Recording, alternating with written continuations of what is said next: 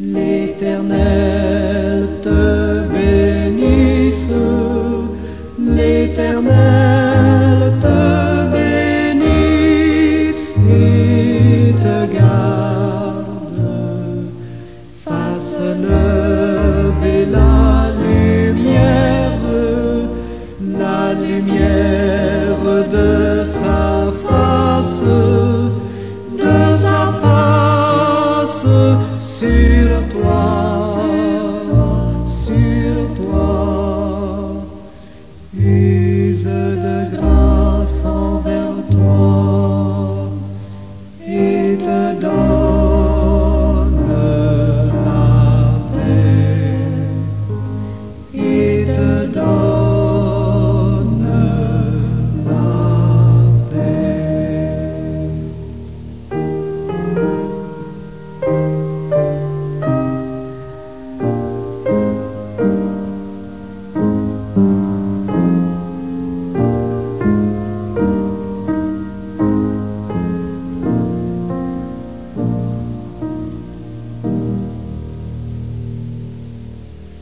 L'Éternel te bénisse, l'Éternel te bénisse et te garde, fasse lever la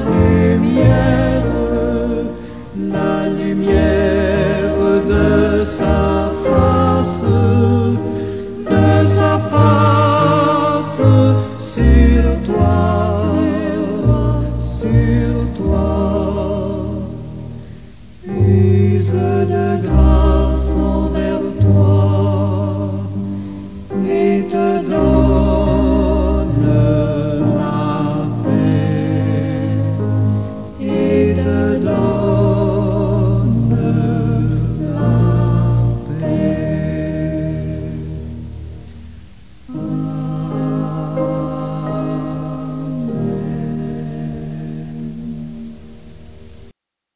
Rédempteur adorable,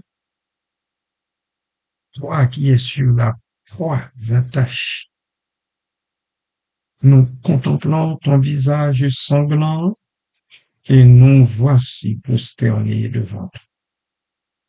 Quelle immense charité, quel amour insondable. Tu as voulu porter nos péchés, offrir ta vie pour notre salut. Ô Christ, victime d'amour, qui t'est livré volontairement, apprends-nous l'obéissance parfaite, la confiance absolue au Père. Rédempteur adorable, sur la croix attachée, grave en nos cœurs tes blessures sacrées, pour que nos conversions nous atteignent. Que chaque plaie de ton corps meurtri nous rappelle nos fautes et nos erreurs, et qu'elles deviennent pour nous des sources de contrition et de sainteté.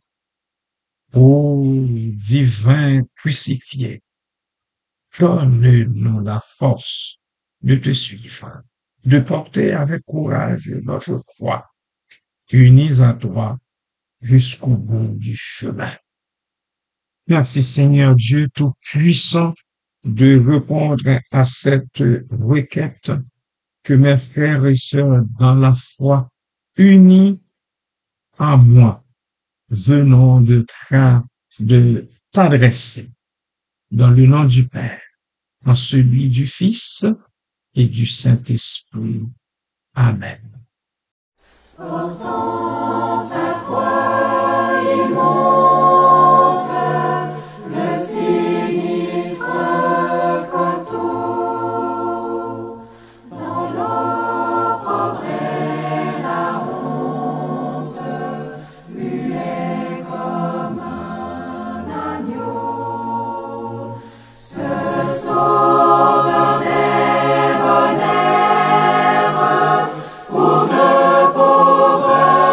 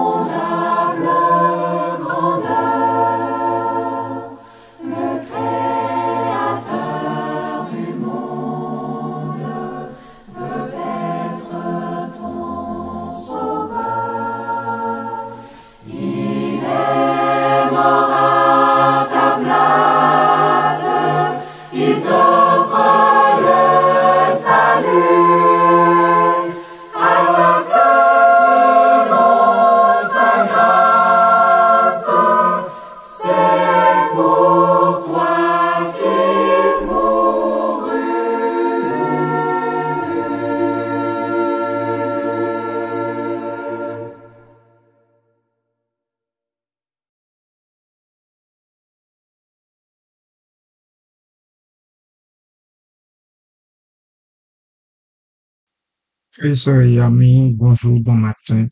Que la grâce et la paix de Dieu soient avec vous. Thérèse de Lisieux dit cette phrase. Jésus n'a pas voulu boire seul la coupe amère.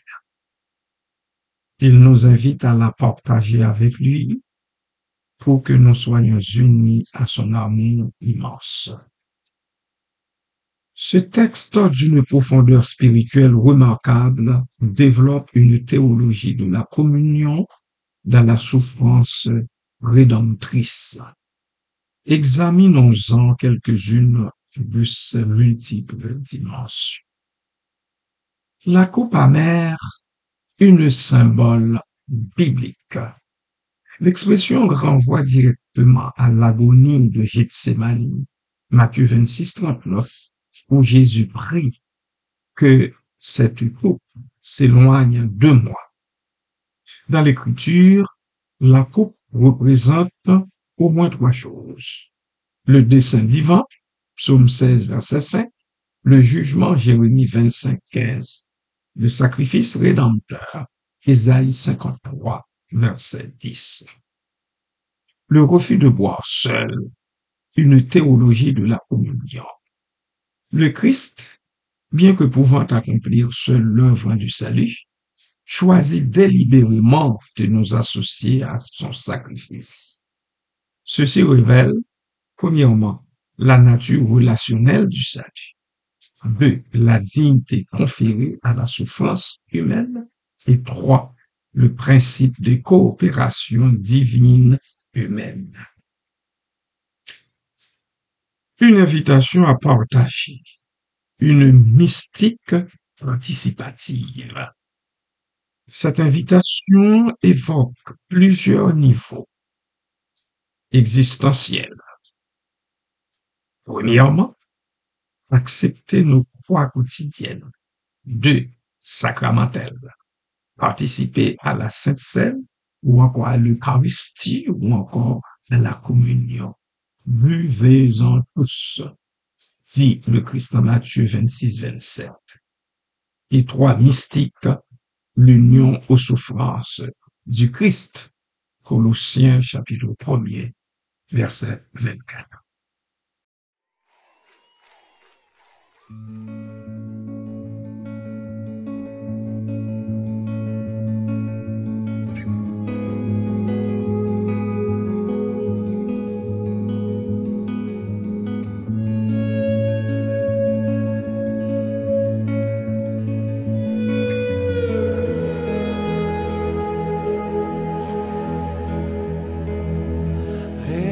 Rédempteur adorable,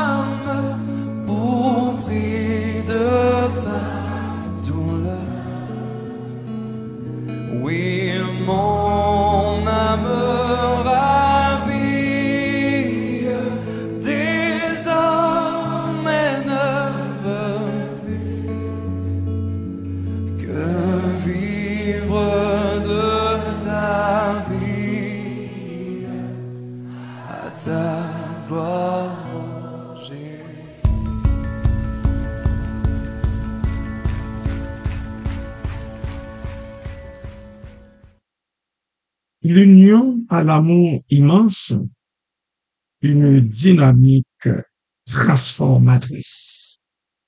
Le texte opère un glissement sémantique crucial. Coupe amère, partage, amour immense. Ce mouvement illustre comment la souffrance partagée devient chemin d'amour, l'acceptation libre transfigure l'amertume, la communion créée en unité métaphysique avec le Christ.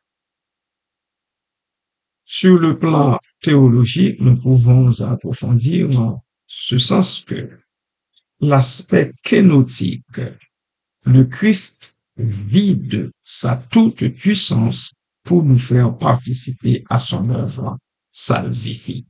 Philippiens chapitre 2, versets 6 et 7, une très bonne référence en ce qui a trait à cette idée que je viens de lancer. Deuxièmement, la réciprocité salvifique. Si nous partageons ses souffrances, nous partageons aussi sa gloire. Romains chapitre 8, verset 17. L'alchimie spirituelle, l'amour transforme la souffrance en instrument de grâce. En ce qui a trait aux implications spirituelles, nous voyons la souffrance qui n'est plus passive, mais devient acte d'amour. Notre participation complète, sans remplacer, bien entendu, l'œuvre du Christ.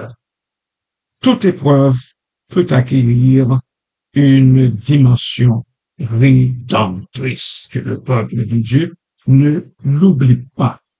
Cette pensée rejoint Saint Jean de la Croix, la nuit comme purification aimante.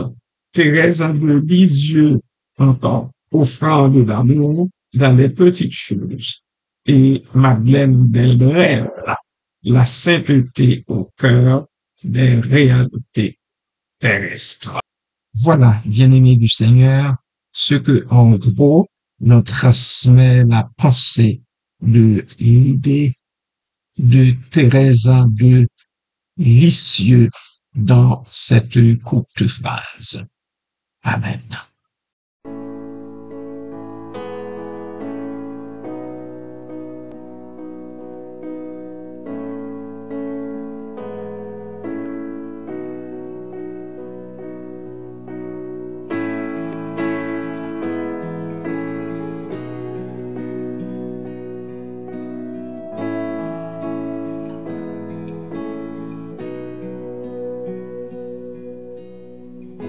Seigneur,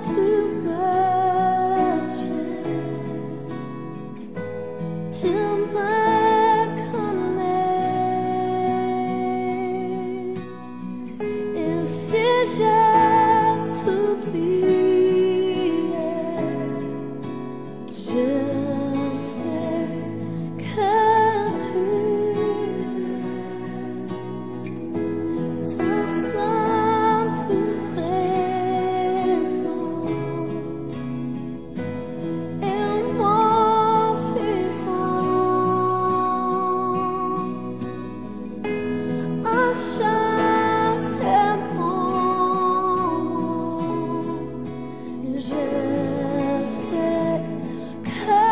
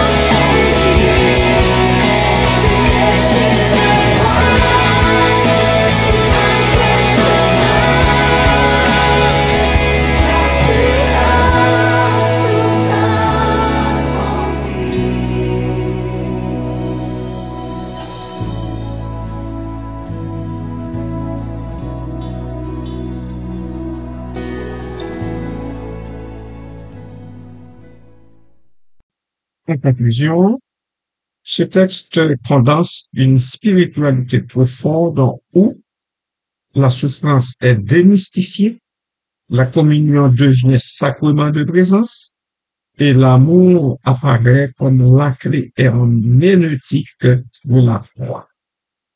Cette vision offre une antidote puissante contre le dolorisme, c'est-à-dire culte de la souffrance pour elle-même, le fanatisme, résignation passive et l'évasion spirituelle, refus de la condition incarnée.